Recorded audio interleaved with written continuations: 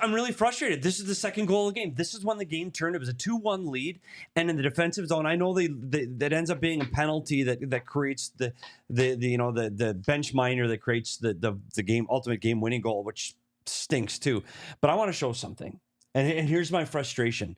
This is the Chicago forward, is an X right there. Okay, defenseman. They got a guy here and a guy in front of the net, right? And I'll get it closer so everybody can see it.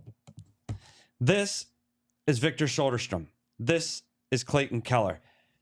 And I don't know if you can see this. You can't, but that's okay. I won't even get closer. I'll use my fingers and you'll get the point. We can tweet a picture. Yeah, we'll tweet the picture.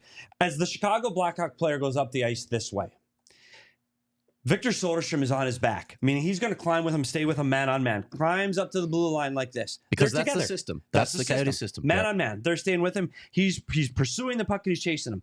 Clayton Keller's down here, right down here in the corner. There's a Chicago Blackhawk player right next to him, and it is Blackwell, right next to him. Right next to him. And Blackwell goes to the front of the net. Where does Clayton Keller go? He just drifts. He drifts. He follows up behind Victor Soderstrom. He just drifts. He just drifts. So where does Clayton Keller end up? Clayton Keller ends up over here on the dot. Here's Clayton Keller on the dot. Where does Blackwell end up? Right here in front of the net where Clayton Keller should be.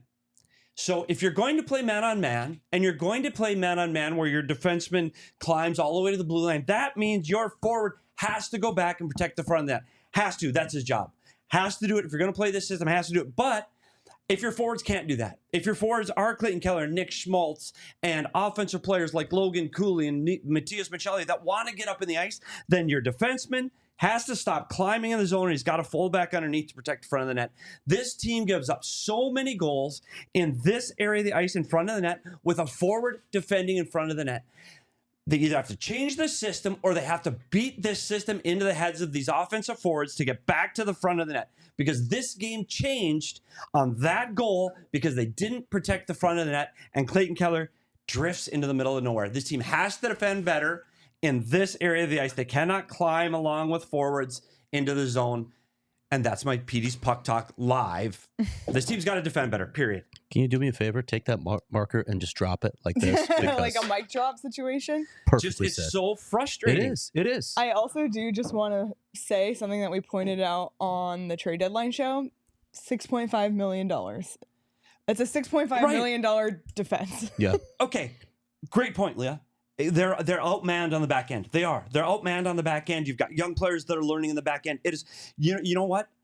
You know what you do? I've said this when Team Poland would play Team Canada in international play. It's called Polish defending. You stand around the front of the net. You defend the front of the net. We have no chance against this team. We're going to defend.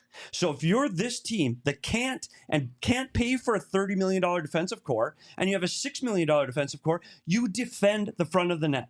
Guess what, you guys? You're just going to stay here. You're just going to stay. We don't have the skaters that we want to have. We don't have the defensemen that can play this system effectively. So we're not going to play this system. We're going to protect the front of the net and take our chances and try to win 2-1. I just don't get the system. I know some teams have run it successfully. Like Tampa has done this, right? Yes. Colorado does this. Carolina does this. But who are the people who are trained to defend the front of the net? What have they been doing their entire life? Yes. Anyway, we should move on because we're running out of time here.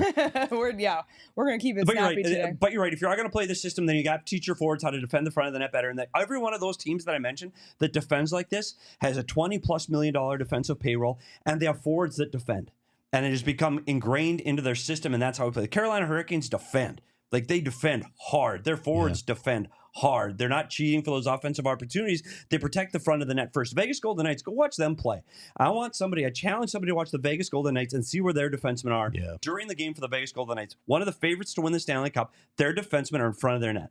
Very, very, very rarely do you see a Vegas Golden Knight defenseman up at the blue line. It happens, but very rare. They defend first. You look for offense second. And that's how you lose 7-4 to the worst team in hockey.